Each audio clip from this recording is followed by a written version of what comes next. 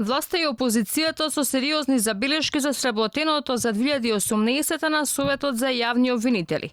И додека првиот човек на Советот, Коле Штериев, се обидуваше да ги убеди претениците дека годината поминала согласно процедурите, од ВМРО ДПМН алармираат. Наместо да се правда за немањето постапки за обвинителите кои се однесувале несоодветно кон странките, да се погреши и Советот да не стане биро за вработување.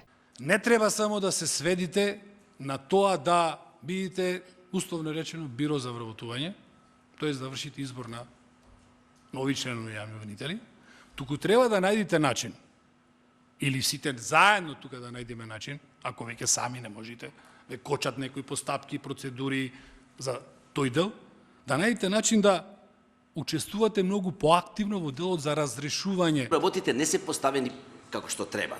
Советот, ви реков пред 10 или ќе биде совет, или ваков како што е, можда и не ни треба. Мора да му се дадат конкретни надлежности и ингеренции, за да може вака да се постават прашања и се очекуваат резултати при таква законска регулатива. И од СДСМ му забележуваат на Штериев дека извештајот кој го презентираше не е поразличен од тој што го покажал за 2017-та.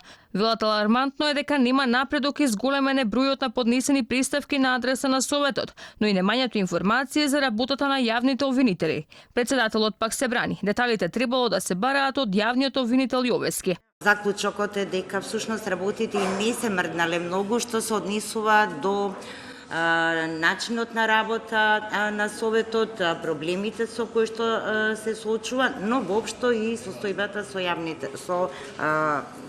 јавно-обвинителската служба. Извештаот од 17 и 18 се слични. Меѓутоа, јас исто така откој во Совет чекам да се смени законот за Совет, па тоа не е направено и нас тоа не детерминира како ние ќе го направиме. Дали ние можеме да бидеме покреативни? Веројатно можеме, но која би била ползата? Јас не сум сигурен од тоа, која би била ползата ако ние се впуштиме во така лепршаво опишување.